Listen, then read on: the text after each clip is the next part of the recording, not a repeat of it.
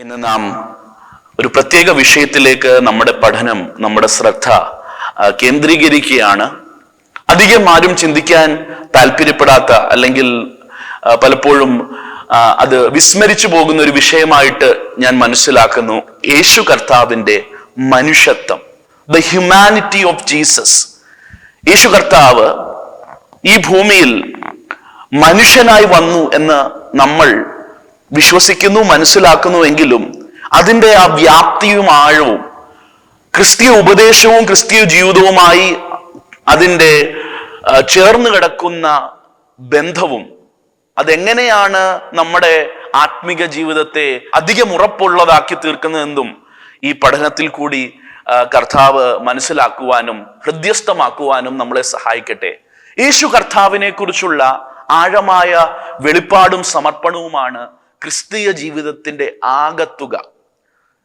ഇവിടെ കർത്താവായ യേശു ക്രിസ്തുവാണ് ക്രിസ്തീയ വിശ്വാസത്തിന്റെ കേന്ദ്രബിന്ദു എന്ന് ഞാൻ പറയാതെ തന്നെ എന്നെ കേൾക്കുന്ന എല്ലാവർക്കും അറിയാം.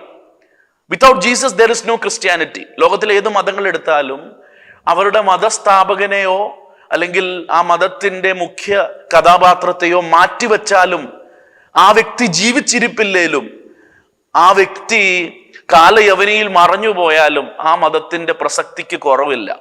But in Christianity, without Christ, without a living saviour, ഇന്നും ജീവനോടിരിക്കുന്ന, ജീവിച്ച് മരിച്ച് അടക്കപ്പെട്ട് ഉയർത്തെഴുന്നേറ്റ് എന്നെന്നും ജീവിക്കുന്ന കർത്താവില്ലാതെ ക്രിസ്തീയ വിശ്വാസത്തിന് ഒരടിത്തറയുമില്ല.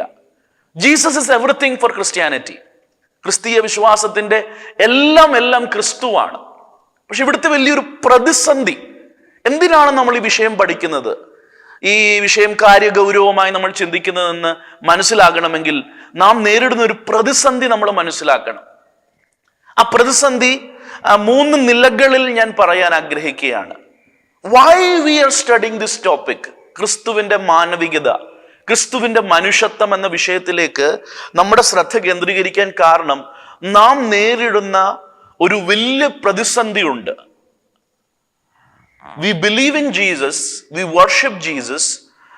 നമ്മൾ യേശു കർത്താവിൽ വിശ്വസിക്കുന്നവരും യേശു കർത്താവിനെ ആരാധിക്കുന്നവരും യേശു കർത്താവിൻ്റെ ആ ജീവിതത്തെ ഏറ്റവും പുണ്യമായി കാണുകയും യേശു ദൈവമാണെന്ന് നമ്മൾ അടിയുറച്ചു പറയുകയും ചെയ്യുമ്പോൾ തന്നെ യേശു കർത്താവിനെ കുറിച്ചുള്ള അറിവും വെളിപ്പാടും ഇന്നത്തെ ക്രിസ്തീയ സമൂഹത്തിൽ, പ്രത്യേകാൽ സുവിശേഷ വിഹിതം എന്ന് പറയുന്ന, വേർപെട്ടെന്ന് പറയുന്ന നമ്മുടെ ആത്മിക സമൂഹങ്ങളിൽ അത് കുറഞ്ഞു വരികയാണ്. അത് അപ്രത്യക്ഷമായി പോയെന്ന് ഞാൻ പറയുന്നില്ല, പക്ഷേ എവിടെയോ ജീസസ് ഇസ് മിസ്സിങ്. പെട്ടെന്ന് എൻ്റെ മനസ്സിൽ ഈ പ്രാരംഭ നിമിഷങ്ങളിൽ വരുന്നത് ലവോദിക്കയിലെ സഭയോടുള്ള ദൂതാണ്. അവിടേക്ക്, ആ ഭാഗത്തേക്ക് ഞാനിപ്പോൾ കടക്കുന്നില്ല. നമുക്കറിയാം, അവിടെ പാട്ടുണ്ട്, ആരാധനയുണ്ട്, പ്രസംഗമുണ്ട്, എൻ്റെ ഭാഷയിൽ പറഞ്ഞാൽ എല്ലാം ഉണ്ട്, ബൈബിൾ സ്റ്റഡിയും കാണും. പക്ഷേ യേശു സഭയുടെ പുറത്താണ്, വാതിക്കൽ നിന്ന് മുട്ടുകയാ. ആരെങ്കിലും, വെളിപ്പാട് 3:20 പറയുന്നത്, എൻ്റെ ശബ്ദം കേട്ട് വാതിൽ തുറന്നാൽ. Because there is everything but Jesus is missing. അത് പ്രാക്ടിക്കൽ ക്രിസ്ത്യൻ എക്ലീഷ്യായിൽ, സഭയിലെ കാര്യമാണ് യോഹന്നാൻ ദൂതായിട്ട് ലവോദിക്കയിൽ ഉള്ള സഭയോട് പറയുന്നത്. പക്ഷെ ഞാൻ ഇന്ന് പറയുന്നത് പ്രാക്ടിക്കലും തിയോളജിക്കലുമായിട്ട്, പ്രായോഗികമായിട്ടും ദൈവശാസ്ത്രപരമായിട്ടും യേശു കർത്താവിനെ കുറിച്ച് വലിയ അജ്ഞതയാണ് ജനത്തിന്റെ നടുവിൽ. യേശു കർത്താവിന്റെ ദൈവത്വം എന്ന വിഷയം വളരെ കാര്യഗൗരവമായി പഠിക്കേണ്ട വിഷയമാണ്. പക്ഷെ ഈ ക്ലാസ്സുകളിൽ നമ്മൾ ഫോക്കസ് ചെയ്യുന്നത് അവിടുത്തെ മനുഷ്യത്വത്തെ. കാരണം ജീസസ്, ഈ പ്രാരംഭ നിമിഷങ്ങളിൽ തന്നെ ഞാൻ പറയുകയാണ്, ബൈബിൾ വെളിപ്പെടുത്തുന്ന ജീസസ് പൂർണ്ണ ദൈവവും പൂർണ്ണ മനുഷ്യനുമാണ്. എന്നാൽ ഈ ജീസസിന്റെ വെളിപ്പാട് പൂർണ്ണ നിലയിൽ നമുക്ക് ഉൾക്കൊള്ളുവാൻ കഴിയുന്നുണ്ടോ? Are we missing out Jesus amidst the noises and the clamor of today's spirituality? ഇന്നത്തെ ആത്മീയതയുടെ ആരവാരങ്ങളുടെ നടുവിൽ യേശു കർത്താവിനെ കുറിച്ചുള്ള വെളിപ്പാട് നഷ്ടമായി പോയിട്ടുണ്ടോ? വലിയ ഇഗ്നറൻസ് യേശുവിന്റെ മനുഷ്യത്വത്തെക്കുറിച്ചും ദൈവത്വത്തെക്കുറിച്ചും വലിയ അജ്ഞത ബാധിച്ചിരിക്കുന്ന ഒരു തലമുറയാണ്. നമ്മുടെ അടുത്ത തലമുറയോട് ഈ വിഷയങ്ങളെ കുറിച്ച് സംസാരിച്ചാൽ അവർക്ക് വളരെ അടിസ്ഥാനപരമായ അവബോധം പോലും ഇല്ലാത്തൊരു സമയം. ഞാൻ പെട്ടെന്ന് ഓർത്തു പോകുന്നത് ഈ കാര്യങ്ങൾ പറയുമ്പോൾ പഴയ നിയമ പുസ്തകത്തിലെ ഒരു പ്രത്യേക സംഭവമാണ്. 2 ദിനവൃത്താന്ത പുസ്തകം 34 അധ്യായത്തിൽ യോശിയ പ്രവാചകന്റെ കാലത്ത് വലിയൊരു ഉണർവ് നടന്നു. ആ ഉണർവിൽ അന്യ ദൈവങ്ങളുടെ പൂജാഗിരികളെ ഒക്കെ തകർത്ത് വലിയൊരു ശുദ്ധീകരണം യഹൂദ രാജ്യത്തിൽ വന്നു. ആ ശുദ്ധീകരണത്തിന്റെ ഭാഗമായി ആലയത്തെ അവർ ശുദ്ധീകരിച്ചു. 2 ദിനവൃത്താന്ത പുസ്തകം 34 അധ്യായത്തിൽ വരുമ്പോൾ ആ ഭാഗങ്ങൾ നമ്മുടെ ഇന്നത്തെ പ്രഥമ ചിന്തയുടെ ഫോക്കസ് അല്ലെങ്കിൽ പോലും അവിടെ എന്നെ വളരെ ഈ ദിവസങ്ങളിൽ ചിന്തിപ്പിച്ച ഒരു ഭാഗമുണ്ട്. 2 ദിനവൃത്താന്തം 34 അധ്യായത്തിന്റെ 18-19 വാക്യങ്ങൾ ഒന്ന് വായിച്ചാലും അവിടെ ഒരു കാര്യം കാണിച്ച് ഞാൻ ഈ വിഷയത്തിൽ മുൻപോട്ട് കടക്കാൻ ആഗ്രഹിക്കുക. 2 ദിനവൃത്താന്തം 34 അധ്യായം അതിന്റെ 18-19 വാക്യം നമ്മൾ വായിച്ചത്. 2 ദിനവൃത്താന്തം 34 18-19 വാക്യത്തിൽ നമ്മൾ കാണുന്നത് രാജാവ് ആലയത്തെ ശുദ്ധീകരിച്ചു. ആലയത്തെ ശുദ്ധീകരിച്ചപ്പോൾ വളരെ കൗതുകം നിറയുന്ന ഒരു ചിത്രമാണ് നമ്മളോട് കാണുന്നത്. ആലയത്തെ ശുദ്ധീകരിക്കുന്ന സമയത്ത് ന്യായപ്രമാണ പുസ്തകം കണ്ടെത്തി. ന്യായപ്രമാണ പുസ്തകം ഏതാ? ദൈവം ഈ ജനത്തിന് മോശയിൽ കൂടി കൊടുത്ത ആ പ്രമാണത്തിന്റെ പുസ്തകം.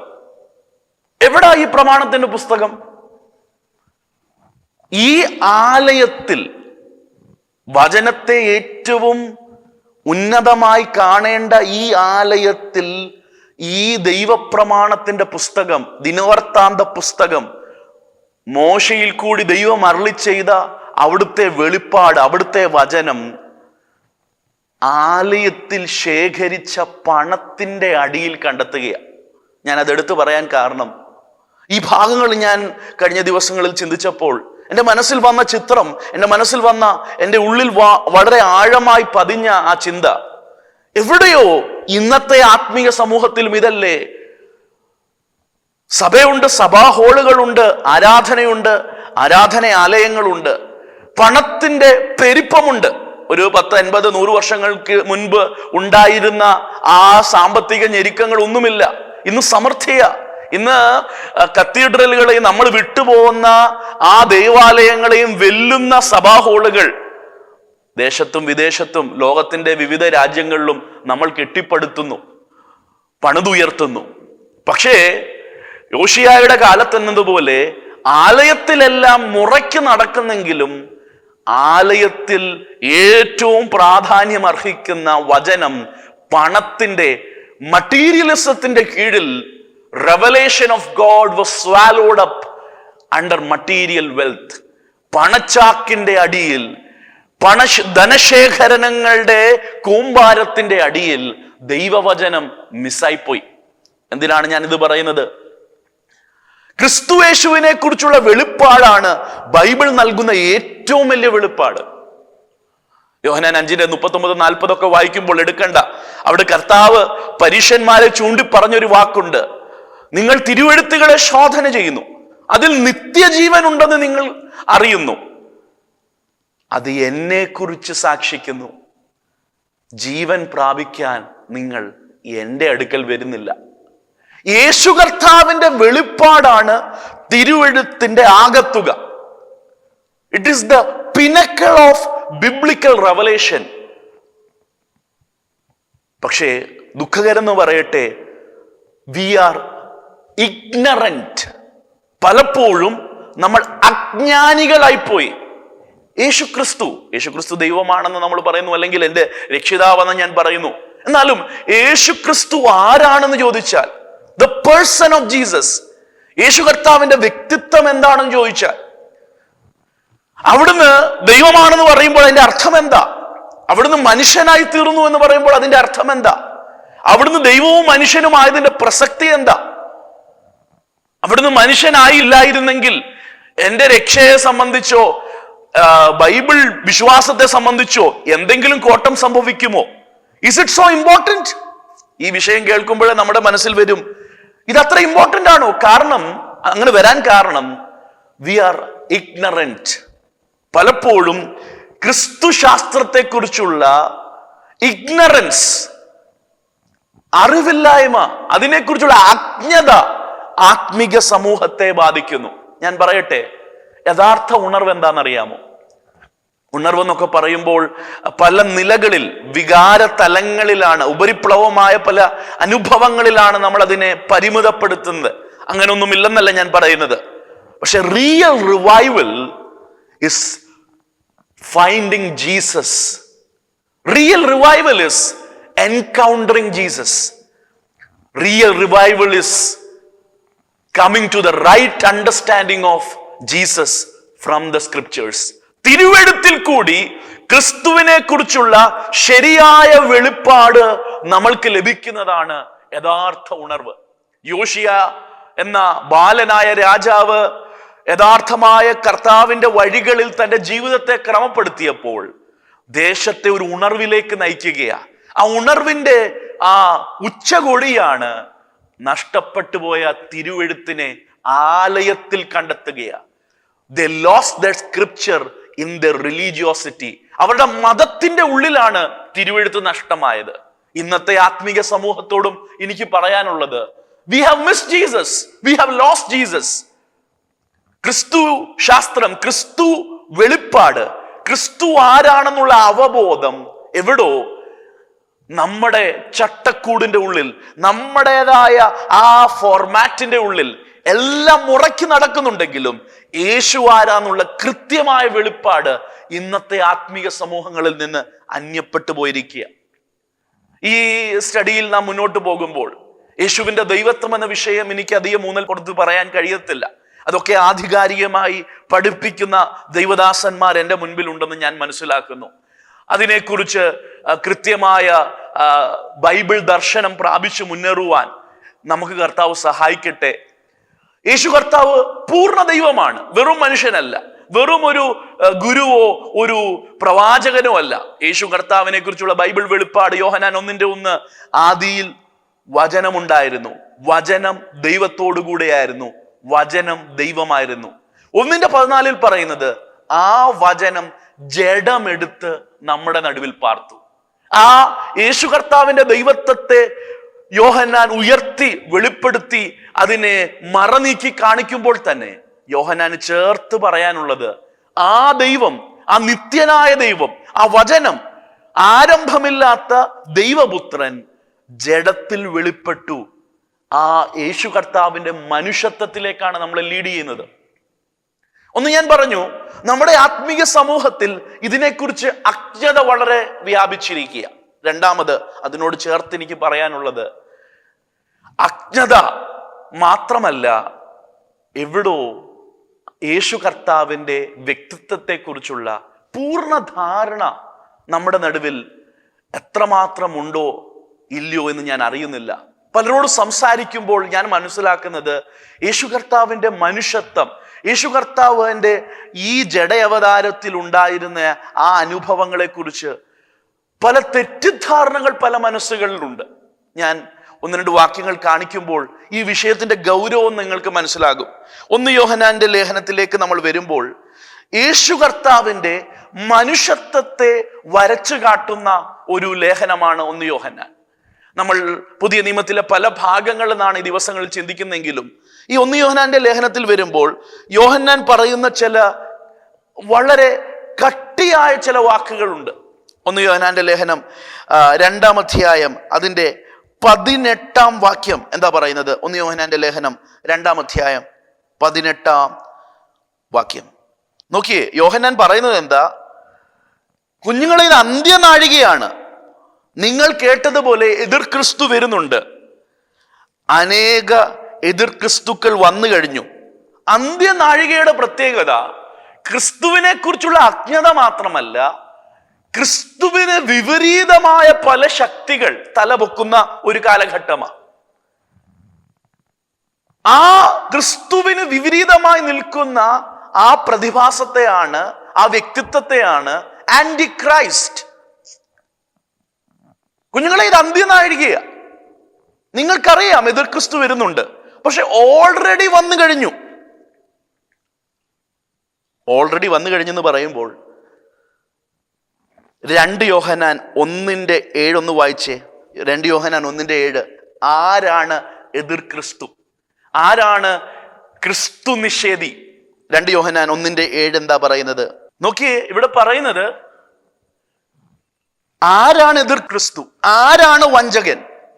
യേശു ക്രിസ്തു ജഡത്തിൽ വെളിപ്പെട്ട ആ വെളിപ്പാടിനെ നിഷേധിക്കുന്നവരാണ് എതിർ ക്രിസ്തു. Who is the Antichrist? He who does not acknowledge Jesus Christ has come in the flesh. യേശു ക്രിസ്തു ദൈവമാണെന്ന് ഒരു വ്യക്തി അംഗീകരിച്ചില്ലെങ്കിൽ, യേശു ക്രിസ്തുവിന്റെ ദൈവത്വത്തെ ഒരാൾ നിഷേധിച്ചാൽ ആ വ്യക്തി ഔട്ടാ. ക്രിസ്ത്യൻ ഓർത്തഡോക്സിയിൽ നിന്ന് ക്രിസ്തീയ വിശ്വാസത്തിന്റെ വരമ്പ് വിട്ടു, അതൊരു വരമ്പിന് പുറത്താ. അങ്ങനെയുള്ള ഒത്തിരി സമൂഹങ്ങളെ നമുക്കറിയാം. യഹോവ സാക്ഷിക്കാർ, മോർമോൺസ്, മറ്റു സമൂഹങ്ങൾ പറയുന്നത് യേശു ദൈവമല്ല. അങ്ങനെ പറയുന്നവരെ എല്ലാവരെയും നമ്മൾ കൾട്ടുകൾ എന്നാണ് വിളിക്കുന്നത്. പക്ഷെ ഇവിടെ യോഹന്നാന്റെ വാക്കുകൾ ശ്രദ്ധിച്ചേ, അതിന്റെ ആ കടുപ്പം നോക്കിയേ. ഒരു ദാക്ഷിണ്യവുമില്ല, ഒരു മയവുമില്ല. യോഹന്നാൻ പറയുന്നത് ഹൂ ഈസ് ആന്റിക്രൈസ്റ്റ്? എതിർ ക്രിസ്തു ആരാ? യേശു ദൈവമാണെന്ന് അംഗീകരിക്കാം, പക്ഷെ യേശു ജഡത്തിൽ വെളിപ്പെട്ടു, യേശു ജഡമായി മനുഷ്യനായി ഈ ഭൂമിയിൽ വന്നു എന്ന് അക്സെപ്റ്റ് ചെയ്യാൻ പാടാ. എന്നെ കേൾക്കുന്ന ദൈവമക്കളെ, യോഹന്നാൻ ആ ദുരുപദേശത്തെ വളരെ വളരെ സീരിയസ് ആയിട്ടാണ് എടുത്തത്. അല്പം ചില വാക്കുകളിൽ ഞാൻ ആ ദുരുപദേശത്തെ ഒന്ന് എക്സ്പ്ലെയിൻ ചെയ്യാം. യോഹന്നാന്റെ സഭയിൽ കയറി കൂടിയ 2 ദുരുപദേശങ്ങളാണ്. എല്ലാ വാക്യങ്ങളും ഞാൻ എടുത്തു പറയുന്നില്ല, പക്ഷെ ഇപ്പോൾ വായിച്ച വാക്യങ്ങളിൽ കാര്യത്തിന്റെ ഗൗരവം നിങ്ങൾക്ക് മനസ്സിലായെന്ന് ഞാൻ വിശ്വസിക്കട്ടെ. 2 ദുരുപദേശങ്ങളാണ് യോഹന്നാൻ എന്ന ഈ വയോധികനായ അപ്പോസ്തോലൻ ഇടയപരിപാലനം ചെയ്ത എഫെസോസ് സഭയെ വളരെ ഒരു വിഷമഘട്ടത്തിൽ കൂടി കടത്തിവിടുമാർ ബാധിക്കുവാൻ ഇടയായി തീർന്നത്. എന്താണ് ഈ 2 ദുരുപദേശം? 2 വാക്കുകൾ ഞാൻ പരിചയപ്പെടുത്താം. തിരുവെഴുത്തിൽ അതേ വാക്കുകൾ അതുപോലെ നാം കാണുന്നില്ലെങ്കിലും ആ ആശയമാണ് യോഹന്നാൻ ഖണ്ഡിക്കുന്നത്. ഒന്നാമത്തെ വാക്കാണ് ഡൊസറ്റിസം. ഡൊസറ്റിസം എന്ന വാക്കെന്ന് പറഞ്ഞാൽ ഒരു പ്രത്യേകതര ദുരുപദേശം 1-ാം നൂറ്റാണ്ടിന്റെ അവസാനം ദൈവസഭയെ ബാധിക്കുക. ഡൊസറ്റിസം എന്ന ദുരുപദേശം, ഡൊക്കേ എന്ന് പറഞ്ഞാൽ it appears to be so. Docetism എന്ന ദുരുപദേശത്തിന്റെ ആശയം വളരെ സിമ്പിളാ. വാക്കുകൾ കട്ടിയുള്ളതാണെങ്കിൽ പോലും ആശയം നമുക്ക് മനസ്സിലാകാൻ ഒട്ടും പാടില്ല. ഡൊസറ്റിസം പറഞ്ഞത് യേശു കർത്താവ് ദൈവത്തിന്റെ പുത്രനാണെന്നൊക്കെ ഞങ്ങൾ അംഗീകരിക്കാം, പക്ഷേ ഈ യേശു കർത്താവ് ജഡത്തിൽ വെളിപ്പെട്ടു. ജഡം എന്ന് പറഞ്ഞാൽ താൽക്കാലികമായ പരിമിതമായ മനുഷ്യ ശരീരത്തിൽ ദൈവം വെളിപ്പെട്ടത് ഞങ്ങൾക്ക് അംഗീകരിക്കാൻ പാടാം. അന്ന് വ്യാപകമായിരുന്ന ജ്ഞാനവാദത്തിൽ, അന്നത്തെ ഗ്രീക്ക് ചിന്തയിൽ അവർ പറഞ്ഞിരുന്നത് മാറ്റർ ഇസ് ഈവിൾ. പദാർത്ഥ അടിസ്ഥാനത്തിലുള്ള എല്ലാം ഈവിളാ, തിന്മയാ. പദാർത്ഥമുള്ള, തൊടാമത്, സ്പർശിക്കാമെന്നത്, കാണാമെന്നത്, ഭൗതികമായത്, പദാർത്ഥ അടിസ്ഥാനത്തിലുള്ള മാറ്ററായ മട്ടീരിയലായ എല്ലാ കാര്യങ്ങളും ഈവിളാ. ശരീരം തിന്മ പ്രവർത്തിക്കാൻ കഴിയുമെന്ന് മാത്രമല്ല, ശരീരമേ തിന്മയാ. പദാർത്ഥമുള്ള, മാറ്ററുള്ള എല്ലാം തിന്മയാ. ഗ്രീക്ക് ചിന്തയ, ബൈബിൾ ചിന്തയല്ല. ഗ്രീക്ക് ചിന്തയിൽ ഈ ശരീരം ഒരു ജയില് പോല, ഒരു തടവറ പോല, ഈ ശരീരത്തിൽ നിന്ന് വിട്ടുപോകുന്ന എന്തോ ഒരു അനുഭൂതിയും ഒരു ആത്മമണ്ഡലത്തെ കൊതിച്ച ഒരു കൂട്ടരായിരുന്നു യവനായ തത്വചിന്തകൾ. പക്ഷെ ബൈബിളിലെ ചിന്ത ഞാൻ ഇപ്പോൾ തന്നെ പറയാം, ക്രിസ്തീയ വിശ്വാസം പറയുന്നത് മാറ്റർ ഈവിൾ ആണെന്നല്ല. ക്രിസ്തീയ വിശ്വാസം പറയുന്നത് പാപം നിമിത്തം ദ്രവത്വം ഭൗതിക ലോകത്തെയും മനുഷ്യ ശരീരത്തെയും ബാധിച്ചെങ്കിലും ദൈവം ഇതിനെ ഉദ്ധരിക്കാൻ പ്ലാൻ ഇടുകയാണ്. അല്ലാതെ ഇതിനെ ഉന്മൂലനാശം ചെയ്യുന്നതല്ല ദൈവത്തിന്റെ പദ്ധതി. God's purpose is to renew his creation, renew his material creation. പക്ഷെ യവനായ ചിന്ത, അത് നമ്മുടെ ആത്മീക സമൂഹത്തിലും അതിന്റെ വാങ്ങലൊക്കെ ഉണ്ട്, അവിടേക്ക് ഞാൻ കടന്നു പോകുന്നില്ല. യവനായ ചിന്തയിൽ മറ്റീരിയലായത്, പദാർത്ഥ അടിസ്ഥാനത്തിലുള്ള ഭൗതികമായതെല്ലാം തിന്മയാണ്. അതുകൊണ്ട് ദൈവത്തിനൊരിക്കലും പദാർത്ഥമുള്ള ഭൗതികമായ ഒരു ശരീരം ധരിക്കാൻ കഴിയത്തില്ല. God cannot come in a material body. God is a spiritual being. ദൈവം ആത്മാവാകുന്നു, ബൈബിളിന്റെ വെളിപ്പാട്. പക്ഷെ ആത്മാവാകുന്ന ദൈവം ഒരിക്കലും മനുഷ്യ ശരീരം ധരിക്കുന്നത് അവർക്ക് അംഗീകരിക്കാൻ പറ്റത്തില്ല. അതുകൊണ്ട് ഡൊക്കെ എന്ന യവനായ വാക്കിൽ നിന്ന് വരുന്ന ഡൊസറ്റിസം എന്ന ഈ ദുരുപദേശ ചിന്ത, ഈ വൈകല്യ ചിന്ത പറഞ്ഞത്, യേശു ഈ ഭൂമിയിൽ വന്നെന്നൊക്കെ നിങ്ങൾ പറയുന്നു, നമുക്കങ്ങനെ തോന്നിയതാ. മലയാളത്തിൽ ഒരു വാക്ക് പറഞ്ഞാൽ നമുക്ക് മനസ്സിലാകും. ഒരു അശരീരി, ഒരു ബോഡി ഇല്ലാത്ത ഒരു സ്പിരിറ്റ് ബീയിങ് പോലെ, ഒരു അശരീരി പോലെ ജഡത്തിൽ വെളിപ്പെട്ടെന്ന് നമുക്ക് തോന്നുക. യേശു ജഡത്തിലൊന്നും വന്നില്ല. കാരണം ജഡം ഈവിള. റോമാലേഖനം 8 അതിനുള്ള മറുപടി പൗലോസും പറയുന്നുണ്ട്. യേശു കർത്താവ് പാപ ജഡത്തിലല്ല വെളിപ്പെട്ടത്, പാപ ജഡത്തിന്റെ സാദൃശ്യത്തിലാണ് വെളിപ്പെട്ടത്.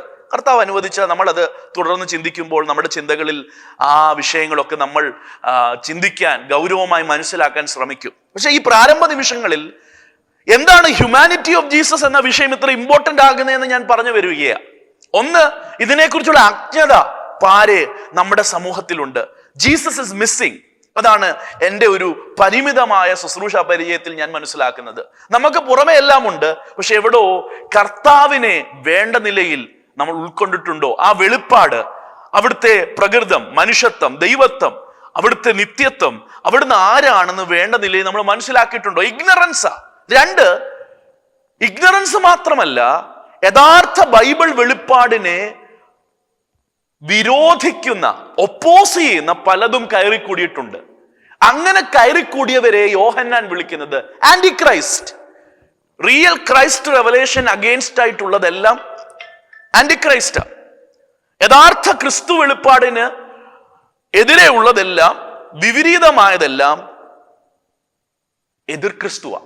ആ യഥാർത്ഥ ക്രിസ്തു വെളിപ്പാടിന് വിപരീതമായി 1 യോഹന്നാനിലും 2 യോഹന്നാനിലും ഉയർന്ന ദുരുപദേശത്തെയാണ് ഞാൻ എക്സ്പ്ലെയിൻ ചെയ്യുന്നത്. നിങ്ങൾ എൻ്റെ കൂടെ ഉണ്ടെന്ന് ഞാൻ വിശ്വസിക്കട്ടെ. എന്താണ് യഥാർത്ഥ ക്രിസ്തു വെളിപ്പാടിനെതിരെ ഉയർന്ന ആശയം? ഒരാശയമാണ് ഡൊസറ്റിസം. ഡൊസറ്റിസം പറഞ്ഞത് യേശു ജഡത്തിൽ വന്നിട്ടില്ല, യേശു മനുഷ്യനായി അല്ല ഈ ഭൂമിയിൽ വന്നത്, യേശു ഒരു മനുഷ്യനാണെന്ന് നമുക്കങ്ങ് തോന്നിയതാ. അതിനുള്ള മറുപടി 1 യോഹന്നാൻ 2 2 യോഹന്നാൻ 8 വാക്യത്തിലോ ഒന്നുമല്ല. അതിൻ്റെ മറുപടി ആരംഭിക്കുന്നത്, അതിനോടുള്ള യോഹന്നാന്റെ പ്രതികരണം യോഹന്നാൻ വെളിപ്പെടുത്തുന്നത് 1 യോഹന്നാൻ 1 അധ്യായത്തിൽ തന്നെയാണ്. ഞാൻ വായിക്കാം. 1 യോഹന്നാൻ 1 അധ്യായം 1 വാക്യം. ആദി മുതലുള്ളതും ഞങ്ങൾ കേട്ടതും സ്വന്തം കണ്ണുകൊണ്ട് കണ്ടതും ഞങ്ങൾ നോക്കിയതും ഞങ്ങളുടെ കൈ തൊട്ടതും ആയ ജീവന്റെ വചനം സംബന്ധിച്ച് ജീവൻ പ്രത്യക്ഷമായി ഞങ്ങൾ കണ്ടു, സാക്ഷീകരിച്ചു. പിതാവിനോട് കൂടെ ഇരുന്ന ഞങ്ങൾക്ക് പ്രത്യക്ഷമായ നിത്യജീവൻ നിങ്ങളോട് അറിയിക്കുകയും ചെയ്യുന്നു. 3 വാക്യം കൂടെ ഞാൻ വായിക്കാം. ഞങ്ങൾ കണ്ടു കേട്ടുമുള്ളത് നിങ്ങൾക്ക് ഞങ്ങളോട് കൂട്ടായ്മ ഉണ്ടാകേണ്ടതിന് നിങ്ങളോട് അറിയിക്കുന്നു. ഞങ്ങളുടെ കൂട്ടായ്മ പിതാവിനോടും അവന്റെ പുത്രനായ യേശു ക്രിസ്തുവിനോടുമാകുന്നു. 1 വാക്യത്തിൽ തന്നെ ഡൊസറ്റിസത്തിന്റെ നാമ്പ് നുള്ളിക്കളയുകയാണ് യോഹന്നാൻ. എന്താ? യേശുവിനെ ഞങ്ങൾ കേട്ടു, ഞങ്ങൾ കണ്ടു. കണ്ടെന്ന് മാത്രമല്ല, ഞങ്ങൾ നോക്കി. ഒരു പാസിംഗ് ഗ്ലാൻസ് അല്ല, ഏതോ ഒരു നോട്ടത്തിൽ എൻ്റെ കണ്ണിങ്ങനെ ഒന്ന് മാഞ്ഞു മറഞ്ഞൊന്ന് കണ്ടുപോയെന്നല്ല, ഞങ്ങൾ തുറിച്ചു നോക്കി. We keenly observed him. ഞങ്ങൾ അടുത്ത് നിന്ന് സ്റ്റഡി ചെയ്തു, ഞങ്ങൾ തൊട്ടു, ഞങ്ങൾ ഹാൻഡിൽ ചെയ്തു. ഈ ജീവന്റെ വചനത്തെ ഞങ്ങൾ കൈകാര്യം ചെയ്തു. ഞങ്ങൾ ഇതിനെ തൊട്ട് സ്പർശിച്ച് അനുഭവിച്ചു നോക്കി. ഡൊസറ്റിസം അല്ലേ, ഡൊക്കയല്ല, ഫാൻഡം അല്ല. ഒരു ഫാൻഡം പോലെ, ഒരു അശരീരി പോലെ തോന്നിയതല്ല, ഞങ്ങൾ അടുത്തറിഞ്ഞതാ. ഞങ്ങൾ ആഴമായി അനുഭവിച്ചതാണ് ഈ ജീസസിനെ. അവിടുന്ന് ഒരു അശരീരിയോ ഒരു ശരീരമില്ലാത്ത ഏതോ ആത്മജീവിയായിട്ടോ അല്ല ഞങ്ങൾ കണ്ടത്. ഞങ്ങൾ ജഡത്തിൽ വെളിപ്പെട്ട ക്രിസ്തുവിനെ അവിടുത്തെ 3.5 വർഷത്തിൽ ചേർന്നിരുന്ന്, യോഹന്നാനെ കുറിച്ച് പറയാൻ പോയാൽ യോഹന്നാന്റെ വാക്കുകൾ തന്നെ സുവിശേഷത്തിൽ കടമെടുത്താൽ, ആ മാർവോട് ചാരി ആ പുത്രന്റെ മടിയിൽ, പിതാവിന്റെ മടിയിലിരുന്ന ഏകജാതൻ പിതാവിനെ വെളിപ്പെടുത്തിയതുപോലെ, ആ ബൂസം, ആ കൊൽപ്പോസ്, പിതാവിന്റെ കൊൽപ്പോസിൽ, പിതാവിന്റെ മാർവിൽ മടിയിലിരുന്ന പുത്രൻ പിതാവിനെ വെളിപ്പെടുത്തിയതുപോലെ, പുത്രന്റെ മാർവോട് ചാരിയിരുന്ന യോഹന്നാൻ പുത്രനെ വെളിപ്പെടുത്തുന്നതാണ് ഇവിടെ നാം കാണുന്നത്. വെറുമൊരു ഒരു അനുഭൂതിയോ ഒരു തോന്നലോ ഒന്നുമല്ല, ഞങ്ങൾ നേരിട്ട് കണ്ട് തൊട്ടറിഞ്ഞു. He was in the flesh. അവിടുന്ന് ജഡത്തിൽ വെളിപ്പെട്ടതാ. ഒരു വാക്യം കൂടി ഞാൻ വായിച്ച് ഈ വിഷയത്തിൽ മുൻപോട്ട് പോകാൻ ആഗ്രഹിക്കുന്നു. 4-ാം അധ്യായം, 1 യോഹന്നാൻ 4-ാം അധ്യായം 1-2 വാക്യം. പ്രിയമുള്ളവരെ, കള്ളപ്രവാചകന്മാർ പലരും ലോകത്തിലേക്ക് പുറപ്പെട്ടിരിക്കിയാൽ ഏതാത്മാവിനെയും വിശ്വസിക്കാതെ ആത്മാക്കൾ ദൈവത്തിൽ നിന്നുള്ളവയോ എന്ന് ശോധന ചെയ്യുവീൻ. 2-ാം വാക്യം എന്താ പറയുന്നത്? ദൈവാത്മാവിനെ എങ്ങനെ അറിയാം? ദൈവാത്മാവിനെ ഇതിനാൽ അറിയാം, യേശുക്രിസ്തു ജഡത്തിൽ വന്നുവെന്ന് സ്വീകരിക്കുന്ന ആത്മാവൊക്കെയും ദൈവത്തിൽ നിന്നുള്ളതാ. വിഷയത്തിന്റെ ഗൗരവം മനസ്സിലാകുന്നെന്ന് ഞാൻ ചിന്തിക്കട്ടെ. യോഹന്നാന്റെ വാക്കുകളാണ് ഞാൻ കാണിച്ചത്. യോഹന്നാൻ പറയുന്നത് there is no compromise. യേശു മനുഷ്യനായി, ജഡത്തിൽ പൂർണ്ണ മനുഷ്യനായി വെളിപ്പെട്ടു എന്ന് ഒരുവൻ അംഗീകരിക്കുന്നില്ലെങ്കിൽ അവൻ കള്ളപ്രവാചകനാ, അവൻ എതിർ ക്രിസ്തുവിന്റെ ഏജന്റാ. അവൻ പരിശുദ്ധാത്മാവിലല്ല ദൂത് പറയുന്നത്, അവൻ വ്യാജാത്മാവിലാ ദൂത് പറയുന്നത്. The test of authentic Christianity, യോഹന്നാനെ സംബന്ധിച്ചിടത്തോളം യഥാർത്ഥ ക്രിസ്തീയ അനുഭവത്തിന്റെ മുഖമുദ്രയാണ് യേശു കർത്താവ് മനുഷ്യനായി ഈ ഭൂമിയിൽ വന്നു എന്നൊരുവൻ വിശ്വസിക്കുന്നത്. അത് വിശ്വസിക്കാൻ കഴിയുന്നില്ലെങ്കിൽ ആ വ്യക്തി ഔട്ടാ, ആ വ്യക്തി വേറൊരു ഉപദേശത്തില, ആ വ്യക്തി വേറൊരു യേശുവിനെയാണ് ആരാധിക്കുന്നത്. ആ വ്യക്തി എതിർ ക്രിസ്തുവിന്റെ ആത്മാവിനാൽ പിടിക്കപ്പെട്ട് ക്രിസ്തു നിഷേധിയ. 1:3 മറക്കരുത്. യോഹന്നാൻ അപ്പോസ്തലൻ പറയുന്നത്, ഞങ്ങളുടെ കൂട്ടായ്മ ആരോടാണെന്നറിയാമോ? ഞങ്ങളുടെ കൂട്ടായ്മ പിതാവിനോടും അവിടുത്തെ പുത്രനായ ജഡത്തിൽ വെളിപ്പെട്ട യേശു ക്രിസ്തുവിനോടുവാ. ഞങ്ങൾക്ക് ഇന്റിമേറ്റ് ആയിട്ട് അറിയാമെന്നത് ഈ പിതാവിനെയും അവിടുത്തെ പുത്രനെയുമാണ്. ഞങ്ങൾ ഈ കാര്യങ്ങൾ നിങ്ങളോട് പറയുന്നത് ഞങ്ങളോട് നിങ്ങൾക്ക് കൂട്ടായ്മ ഉണ്ടാകാനാ. എന്ന് പറഞ്ഞാൽ ഉപദേശം കറക്റ്റ് ആണേലേ കൂട്ടായ്മയുള്ളു. ഞാൻ പറയുന്നതല്ല, യോഹന്നാൻ പറയുകയാ. ക്രിസ്തുവിന്റെ മനുഷ്യത്വത്തെ ഇത്രമാത്രം ഊന്നൽ കൊടുത്ത് വേറൊരു അപ്പോസ്തലനോ വേറൊരു പുതിയ നിയമ എഴുത്തുകാരനോ പറഞ്ഞതായിട്ട് എൻ്റെ പഠനത്തിൽ ഞാൻ മനസ്സിലാക്കിയിട്ടില്ല. എന്നെ ഏറ്റവും അധികം വിസ്മയിപ്പിക്കുന്നതാണ് യോഹന്നാൻ ഈ സ്നേഹത്തിന്റെ അപ്പോസ്തലൻ എന്ന് പറയുന്ന, സ്നേഹത്തിന്റെ നിറവും ആ ഭാവങ്ങളും ദൈവം സ്നേഹമാണെന്നും ആ സ്നേഹം ക്രിസ്തുവിൽ എങ്ങനെ വെളിപ്പെട്ടുവെന്നും ഇത്രമാത്രം വിവരിച്ചിട്ടുള്ള യോഹന്നാൻ ഒരു കോംപ്രമൈസും ഇല്ല ഈ വിഷയത്തിൽ. എന്താ വിഷയം? യേശു ജഡത്തിൽ വെളിപ്പെട്ടു. ഈ വിഷയം is the ultimate test of authentic orthodoxy. യഥാർത്ഥ ക്രിസ്തീയ വിശ്വാസത്തിന്റെ ഒരു നാഴിക കല്ലായിട്ടാണ് യോഹന്നാൻ ഇതിനെ നാട്ടുന്നത്. എന്ന് പറഞ്ഞാൽ യേശു മനുഷ്യനായി ജഡത്തിൽ വെളിപ്പെട്ടു എന്ന് ഒരാൾ അംഗീകരിക്കുന്നതിലാണ് ആ വ്യക്തി യഥാർത്ഥ വിശ്വാസിയാണോ അല്ലയോ എന്ന് തെളിയുന്നത്. അംഗീകരിച്ചില്ലേലോ അത് ദൈവാത്മാവല്ല, അത് കള്ളപ്രവാചകന. അംഗീകരിച്ചില്ലേലോ അത് എതിർ ക്രിസ്തുവിന്റെ ഏജന്റാ. അംഗീകരിച്ചില്ലേലോ ആ വ്യക്തിയുടെ കൂട്ടായ്മ സാധ്യമല്ല. ഈ ഞങ്ങൾ വെളിപ്പെടുത്തുന്ന ഈ ക്രിസ്തുവിന്റെ വെളിപ്പാടിനെ അംഗീകരിച്ചാൽ മാത്രമേ കൂട്ടായ്മ സഫലമാകത്തുള്ളൂ. എന്താണ് ഞാൻ പറയുന്നത്? ഇതിനോട് ചേർത്ത് വിഷയത്തോട് അത്ര ബന്ധമില്ലെന്ന് നിങ്ങൾക്ക് തോന്നിയാലും വളരെ എന്നെ ഈ പഠനത്തോടുള്ള ബന്ധത്തിൽ ചിന്തിപ്പിച്ച ഒരു കാര്യം ഞാൻ പറയട്ടെ. Real fellowship comes from doctrinal integrity. ഉപദേശ വിശുദ്ധിയിൽ നിന്നാണ് യഥാർത്ഥമായ വിശുദ്ധ കൂട്ടായ്മ വെളിപ്പെടുന്നത്. ഉപദേശമില്ലാത്ത കൂട്ടായ്മ അവിയൽ കൂട്ടായ്മയായിരിക്കാം, പക്ഷേ അത് ബിബ്ലിക്കൽ കൂട്ടായ്മയല്ല. കൂട്ടുണ്ട്, കൂട്ടുകെട്ട് നല്ലതാ, പക്ഷെ ബിബ്ലിക്കൽ കൂട്ടായ്മ വെളിപ്പെടണമെങ്കിൽ കറക്റ്റ് ഉപദേശം അറിഞ്ഞിരിക്കണം. അതാണ് പെന്തക്കോസ്ത് നാളിൽ പരിശുദ്ധാത്മാവ് വന്നപ്പോൾ, വാക്യം ഞാൻ എടുക്കുന്നില്ല, ആത്മപ്രവൃത്തി അവരനുഭവിച്ച് അവരെന്നും മാളിക മുറിയിൽ ഇരുന്ന് അടുത്ത ഒരു മാനിഫെസ്റ്റേഷന് വേണ്ടി കാത്തിരിക്കുകയല്ലായിരുന്നു. ആത്മാവ് വളരെ ശക്തിയായി അടയാളങ്ങളോട് വെളിപ്പെട്ടപ്പോൾ ആ സഭ അന്ന് രൂപപ്പെട്ട ക്രിസ്തീയ കൂട്ടത്തിന്റെ പ്രത്യേകത, അവർ അപ്പോസ്തോലന്മാരുടെ ഉപദേശം കേട്ടു, കൂട്ടായ്മ ആചരിച്ചു. ഉപദേശം കേട്ടു എന്ന് പറഞ്ഞാൽ അപ്പോസ്തോലന്മാർ സഭയിൽ വന്നത് ഉപദേശം പഠിപ്പിക്കാനാ, വിശ്വാസികൾ സഭയിൽ വന്നത് ഉപദേശം പഠിക്കാനാ. പഠിക്കാനും പഠിപ്പിക്കാനും ഒരുമിച്ച് കൂടി വന്നവർ ഒരുമിച്ച് ക്രിസ്തുവിലുള്ള കൂട്ടായ്മ ആചരിച്ചു. ഉപദേശത്തിൽ നിന്ന് ഒഴുകി വരുന്നതാണ് കൂട്ടായ്മ. ഉപദേശമില്ല, ഞങ്ങൾക്ക് ബ്രദറെ ജീവിതം മതി, ഉപദേശമില്ലെങ്കിലും കുഴപ്പമില്ല. ഇപ്പോൾ ഹ്യൂമാനിറ്റി അല്ലെങ്കിൽ ഡിവിനിറ്റി ഇതൊന്നും അറിഞ്ഞില്ലേൽ എന്താ വിഷയം? അവനവന്റെ വിശ്വാസം അവനവനെ രക്ഷിച്ചോട്ടെന്നൊക്കെ വളരെ ബാലിശമായി പറയുന്നത് ഞാൻ കേട്ടിട്ടുണ്ട്. അങ്ങനെ ഒരു വാക്യം ബൈബിളിൽ ഇല്ല. എന്താണ് ഉദ്ദേശിക്കുന്നത്? നമുക്ക് ആഴമായ കാര്യങ്ങളൊന്നും അറിയണ്ട, യേശുവിനെ വിശ്വസിക്കുന്നുള്ളൂ, അത് മതി. പക്ഷെ ഈ യേശു ആരാണെന്ന് കൃത്യമായി ഉപദേശപരമായി നമ്മൾ മനസ്സിലാക്കിയില്ലെങ്കിൽ നമ്മൾ വേറൊരു ട്രാക്കില്ല. യോഹന്നാന്റെ വാക്കുകളാണ് എന്നെ ഭയപ്പെടുത്തുന്നത്.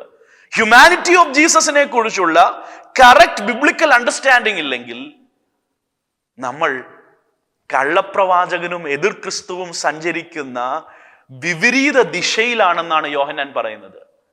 ഈ സ്നേഹത്തിന്റെ അപ്പോസ്തോലൻ വാക്കുകൾക്ക് ഒരു മയവും കൊടുക്കാതെ സത്യം സത്യമായി തീർത്തു പറയുന്നത്, if you have a misconception about the person of Jesus, യേശു കർത്താവിന്റെ വ്യക്തിത്വത്തെ കുറിച്ച് എന്തെങ്കിലും തെറ്റിദ്ധാരണയുണ്ടെങ്കിൽ അത് യേശു കർത്താവിന്റെ ആ ഒരു വെളിപ്പാടിന്റെ നിഷേധമാണ്. It is the denial of the revelation of Jesus. അത് നിത്യതയെ ബാധിക്കുന്നതാണ്. ഞാൻ പറഞ്ഞ രണ്ട് കാര്യങ്ങൾ മറക്കരുത്. ഇഗ്നറൻസ് ഇന്ന് വ്യാപകമായിട്ടുണ്ട്, യേശു മിസ്സിംഗ് ആണ് പലയിടങ്ങളിൽ. രണ്ട്, യേശു ഉണ്ടെന്ന് പറയുന്ന നമ്മൾ ഉപദേശത്തിൽ കൃത്യമായ ഒരു മാനദണ്ഡം സൂക്ഷിച്ചില്ലെങ്കിൽ, യോഹന്നാന് നമ്മളോട് പറയാനുള്ളത്, നമ്മൾ വൈകാര്യപരമായി പല അനുഭവങ്ങളിൽ നമ്മൾ തൃപ്തിപ്പെടുന്നെങ്കിലും നമ്മുടെ അനുഭവങ്ങളൊന്നും ഒരു നിലയിലും നമ്മുടെ ക്രിസ്തീയ അനുഭവത്തിന്റെ തെളിവല്ല. യഥാർത്ഥ ക്രിസ്തീയതയുടെ തെളിവ്, യഥാർത്ഥ പരിശുദ്ധാത്മാവിന്റെ തെളിവ് യേശു കർത്താവിന്റെ മനുഷ്യത്വത്തെ അംഗീകരിക്കുന്നതാണെന്ന യോഹന്നാൻ നമ്മളോട് പറയുന്നത്. മൂന്നാമത്, ഈ വിഷയത്തിന്റെ ഇമ്പോർട്ടൻസ് പറയാൻ മൂന്നാമത്തെ ഒരു കാര്യം കൂടെ പറഞ്ഞ് എൻ്റെ വാക്കുകൾ ഇന്ന് ഞാൻ നിർത്തുന്നു. നമ്മുടെ വിഷയത്തിന്റെ വളരെ ക്രമീകൃതമായ ഒരു ധ്യാനത്തിലേക്ക് നാം തുടർന്നുള്ള ദിവസങ്ങളിൽ മുന്നേറും. എന്താണ് ഈ വിഷയം പഠിക്കേണ്ടതെന്നാണ് എൻ്റെ അല്പമായ ചില വാക്കുകളിൽ കൂടി ഞാൻ പറയുന്നത്. ഒന്ന്, അജ്ഞത പെരുകുന്നു. രണ്ട്, ഈ വിഷയത്തെക്കുറിച്ച് എന്തെങ്കിലും തെറ്റിദ്ധാരണയുണ്ടെങ്കിൽ we are outside the bound of orthodoxy. യഥാർത്ഥ ക്രിസ്തീയ വിശ്വാസത്തിന്റെ അതിർവരമ്പുകൾക്ക് പുറത്താണ് യേശു ജഡത്തിൽ വെളിപ്പെട്ടു എന്ന സത്യം വേണ്ട നിലയിൽ ഉപദേശപരമായി നമ്മൾ മനസ്സിലാക്കിയില്ലെങ്കിൽ we are following another Jesus. 2 കൊരിന്ത്യർ 11 3-4 വാക്യങ്ങൾ നമുക്കറിയാം.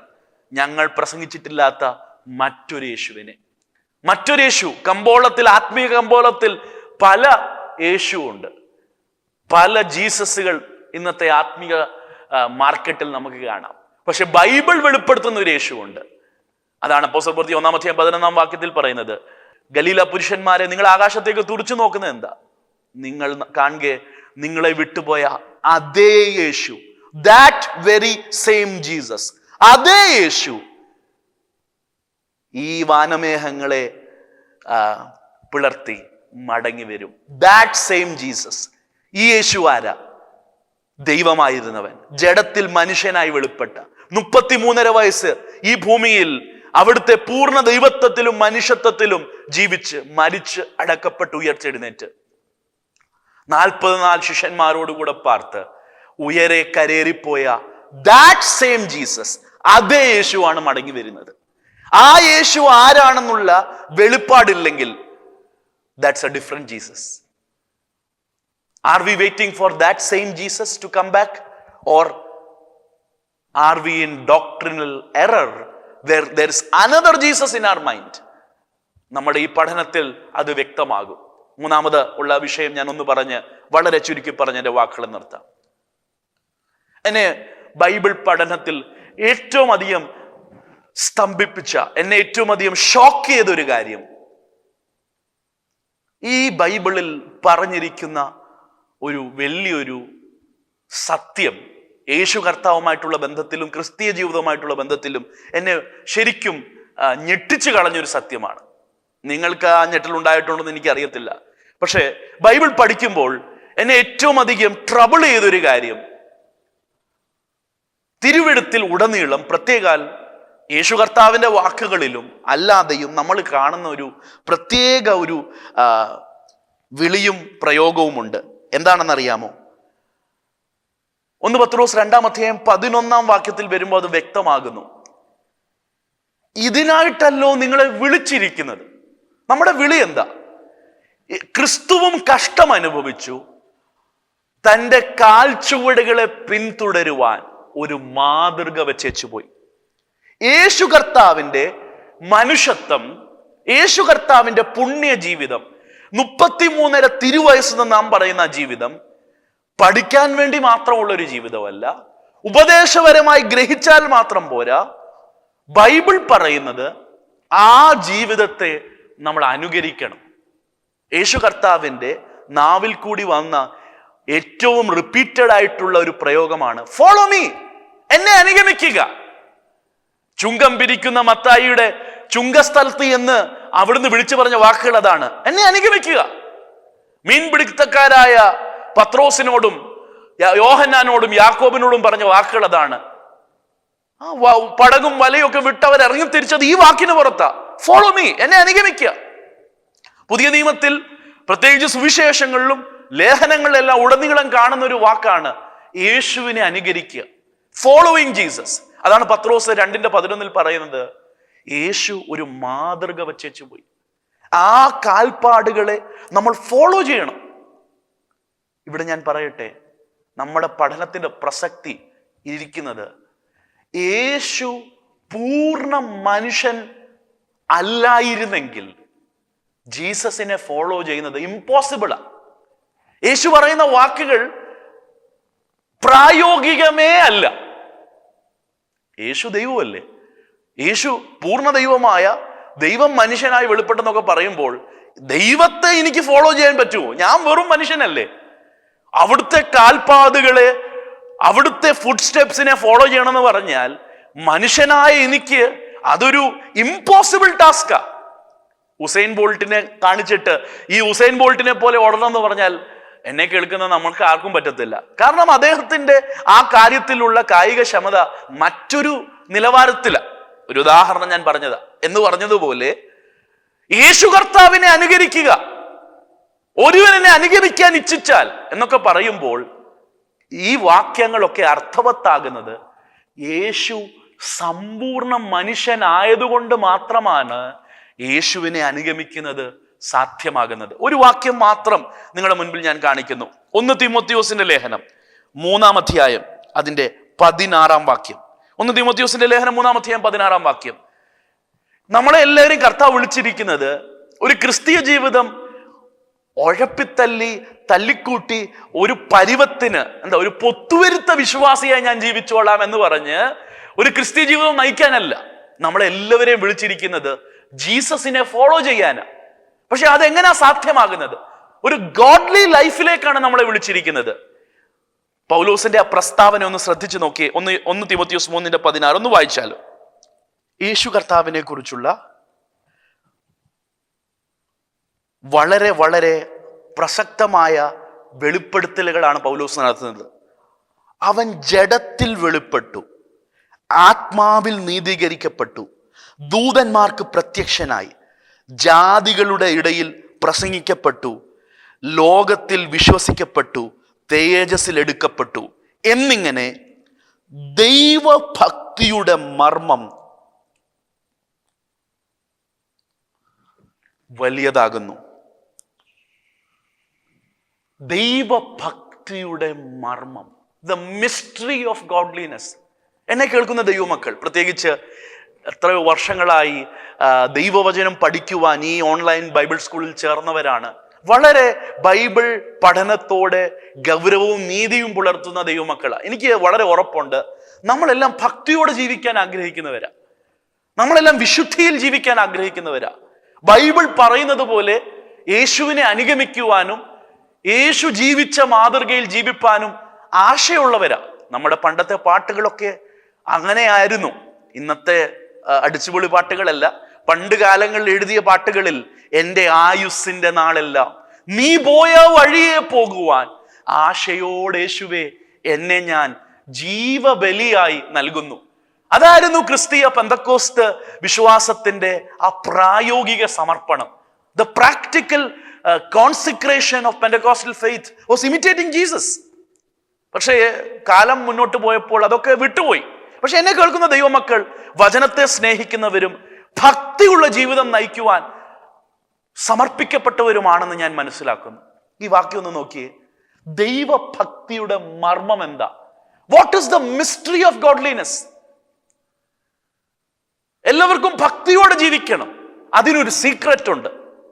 ദൈവം ആഗ്രഹിക്കുന്ന ഭക്തിയുള്ള ജീവിതത്തിന്റെ രഹസ്യം എന്താ? ഇല്ല, ഇന്നത്തെ കാലത്തൊക്കെ പറയുന്നത് പോലെ മില്യണർ ആകാനുള്ള സീക്രട്സ് ആരെങ്കിലും പറയുകയാണെങ്കിൽ നമ്മൾ എത്ര രൂപ കൊടുത്താണെങ്കിലും അങ്ങനെ ആ കോഴ്സ് ജോയിൻ ചെയ്യാൻ ആഗ്രഹിക്കുന്ന ഒരു തലമുറയാ പൊതുവിൽ വിശാലമായി. എന്നാൽ ഭക്തിയുള്ള ജീവിതത്തിന്റെ സീക്രട്ട് അറിയണോ?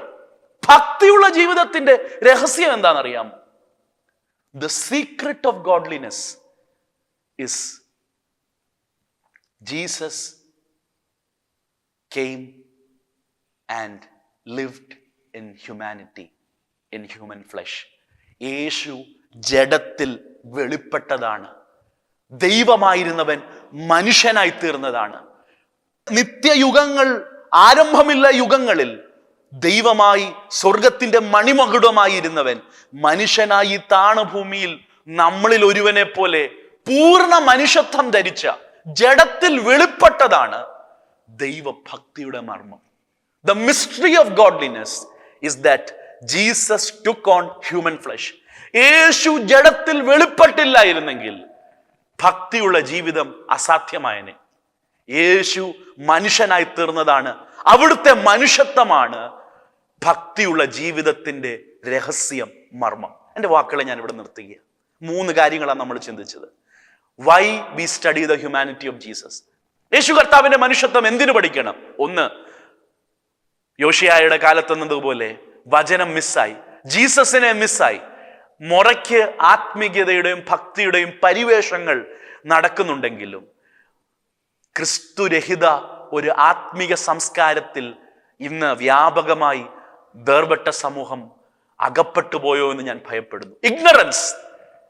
ഇഗ്നറൻസ് മാറണമെങ്കിൽ യേശുവിന്റെ മനുഷ്യത്വം മനസ്സിലാക്കണം, യേശു ആരാണെന്ന് മനസ്സിലാക്കണം. 2, ഇഗ്നറൻസ് മാത്രമല്ല, യേശുവിന്റെ മനുഷ്യത്വം കൃത്യമായി മനസ്സിലാക്കിയില്ലെങ്കിൽ എതിർ ക്രിസ്തുവിന്റെ വ്യാപാരമാണത്. ദുരാത്മാവും ദുർഭൂതങ്ങളും ദുരുപദേശവും കലർന്നിരിക്കുന്ന ഒരു വ്യാജ ആത്മികതയുടെ തുറന്ന ലക്ഷണമാണ് യേശുവിന്റെ മനുഷ്യത്വത്തെ നിഷേധിക്കുന്നതെന്ന് ഞാൻ പറയുകയല്ല, യോഹന്നാൻ പറയുക. കൂട്ടായ്മയുടെ അടിസ്ഥാനം യേശു മനുഷ്യനായി തീർന്നതാ. ആ ഉപദേശത്തിൽ നിന്നാണ് കൂട്ടായ്മ വെളിപ്പെടുന്നത്. 3, ഭക്തിയുള്ള ജീവിതത്തിന്റെ മർമ്മം എന്താ? രഹസ്യം എന്താ? ഭക്തിയുള്ള ജീവിതം നമുക്ക് ജീവിക്കാൻ എങ്ങനെ കഴിയും? യേശു ജീവിച്ചതുപോലെ ജീവിക്കുക, അല്ലെങ്കിൽ യേശുവിന്റെ കാൽപാദങ്ങളെ അനുകരിക്കുക ഒരു മനുഷ്യനെ കൊണ്ട് പറ്റുന്ന കാര്യമാണോ പാസ്റ്ററെ എന്ന് ചോദിച്ചാൽ പറ്റും. എങ്ങനെയാ സാധ്യമാകും? യേശുവിന്റെ ആ പുണ്യപാദങ്ങളെ നമുക്കും പിന്തുടരാൻ കഴിയും. കാരണം യേശു ദൈവമായി മാത്രമല്ല പൂർണ്ണ മനുഷ്യനായിട്ടാണ് ഈ ഭൂമിയിൽ വന്നത്. അവിടുത്തെ പൂർണ്ണ മനുഷ്യത്വമാണ് ദ മിസ്റ്ററി ഓഫ് ഗോഡ്ലിനെസ്. ദൈവഭക്തിയുടെ മർമ്മം അതാണ്. അത് മനസ്സിലാക്കുവാൻ ഈ ദിവസങ്ങളിലെ പഠനം സഹായകരമാകട്ടെ എന്ന് പറഞ്ഞുകൊണ്ട് എൻ്റെ വാക്കുകളെ നിർത്തുന്നു.